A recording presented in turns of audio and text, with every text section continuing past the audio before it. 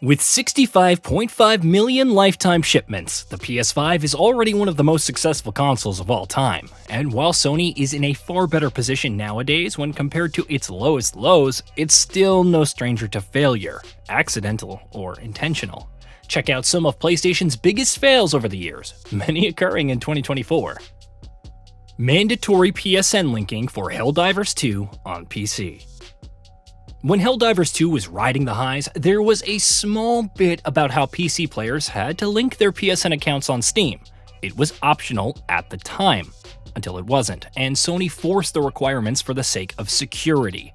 This spurred exceptional backlash, with the co-op shooter's Steam rating dipping into mostly negative territory, until Sony backtracked, but not before Helldivers 2 was removed from further sale on PC in dozens of regions worldwide. Surely Sony had learned its lesson and wouldn't attempt this again, right? Mandatory PSN linking for single-player titles on PC. Unfortunately, that wasn't the case. While Sucker Punch's Ghost of Tsushima Director's Cut only required PSN for the Online Legends mode, Sony mandated account linking for Ragnarok and the Until Dawn remake despite their being single-player only. The sake of security spiel continued and felt even more hollow than before. Until Dawn's remake launch.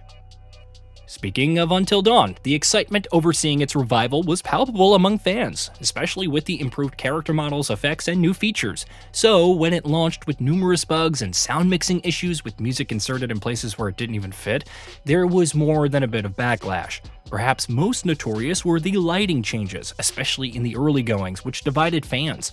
A few patches later, the remake feels better to play, but many still believe it to be an unnecessary release. Concord.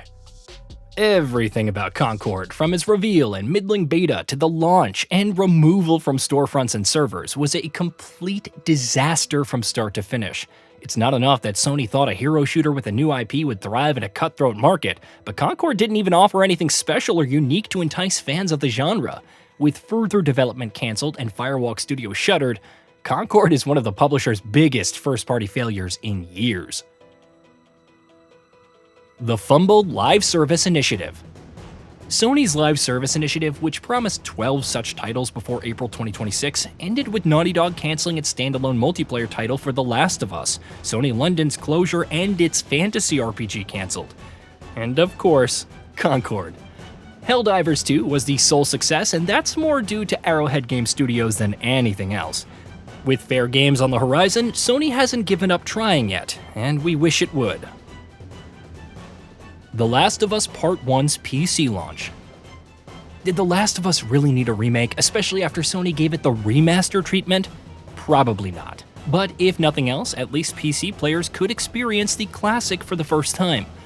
Unfortunately, its launch was riddled with issues, dozens of minutes to hours for compiling shaders, horrendous performance crashes, freezes, missing face textures, papier-mâché hair. The sheer state of it all, especially from a company like Sony, was pathetic. It would eventually get back on track thanks to the numerous patches, and thankfully, Nixies would handle subsequent PC ports going forward. PlayStation VR2. As successful as the PlayStation Portal has been, PlayStation VR2 hasn't captured anywhere near the same enthusiasm. VR gaming as a whole hasn't exactly taken off as many expected, but even with the offerings like Skydance's Behemoth and Metro Awakening, seeing the number of offerings dry up, especially in the first-party space, hasn't been great. PS5 Pro Price. The idea of a mid-gen console refresh is nothing new, especially for Sony. So when rumors circulated of the PS5 Pro, even with the developers allegedly feeling it was unneeded, there wasn't much surprise. Sony's reveal also seemed straightforward enough, almost painfully so, doing little to underscore some of the more significant improvements. Then it announced the price, $699.99, without a vertical stand or disk drive. The console turned out well enough, but the anger and memes surrounding its price continued. PlayStation Spectral Super Resolution. When considering the technology, PlayStation Spectral Super Resolution is pretty nifty. It's a shame then that it's causing image quality issues with several titles. Star Wars Jedi Survivor and Alan Wake 2 are awaiting fixes. Silent Hill 2 Remake seemingly removed it in favor of TSR, and Avatar Frontiers of Pandora will provide an option to turn it off. There are plenty of titles where it works well enough, but this is far from the most ideal start for the tech. Rise of the Ronin. After 7 years of development with PS5 exclusivity and Sony XDev assisting, we expected Rise of the Ronin to offer more. Make no mistake, its combat is pretty good, with multiple options and styles. However, the open-world design feels overly simple, while the story fails to capture the excitement of the Bakumatsu era. It seems to have done well financially for Koei Tecmo, though sales numbers are unknown, but in a year bereft of Sony first-party PS5 games, Rise of the Ronin couldn't fill the gap. Lack of major franchise titles before April of 2025. Sony started 2024 in a pretty controversial fashion by announcing that it wouldn't release any major franchise titles before April of 2025. While the PS5's lineup still turned out pretty well thanks to third-party efforts and Astro Bot, it killed enthusiasm for anything special right out the gate. On the bright side, 2025 onwards looks better, with Sony committing to major single-player titles yearly after the launch of Ghost of Yotei. Closing Sony Japan Studio.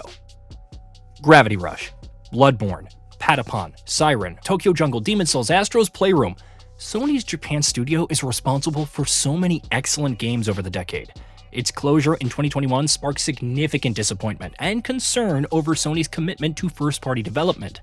Team Asobi has since risen from the ashes and delivered Astro Bot, but the sheer number of quality IPs languishing by the wayside is shameful.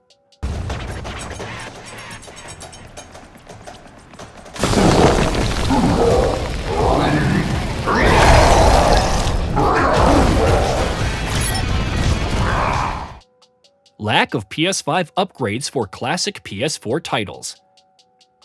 Whether Sony releases a remake, remaster, or sequel of Bloodborne or not, that it doesn't even have a PS5 upgrade is baffling. There are plenty of other titles to single out, from first-party efforts like Gran Turismo Sport and Drive Club to third-party games like Red Dead Redemption 2 and the Batman Arkham trilogy. But considering the demand for anything Bloodborne-related, even playing it at 60 FPS, not doing anything with it, is a major missed opportunity. The upgrade pricing fiasco. Made it.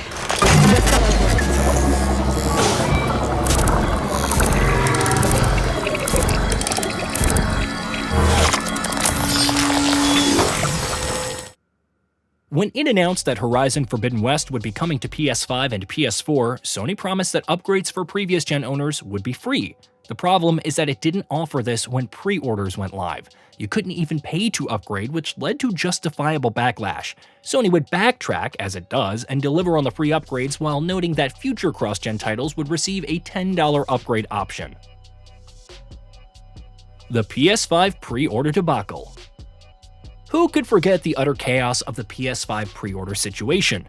When it opened a website to inform customers when pre-orders would go live, when it promised to not just announce it out of the blue and then did just after the showcase, resulting in panic among retailers and extensive scalping. Though it promised more stock, the pandemic and subsequent worldwide chip shortage heavily curtailed it, making it almost impossible to purchase the console for a long time. As usual, things got better, but its handling of pre-orders was simply awful. Hey, did you know that we at GamingBolt upload new videos every day? Stick around, drop a like, subscribe, and hit that bell. And let us know what kind of content you'd like to see in the future with a comment below.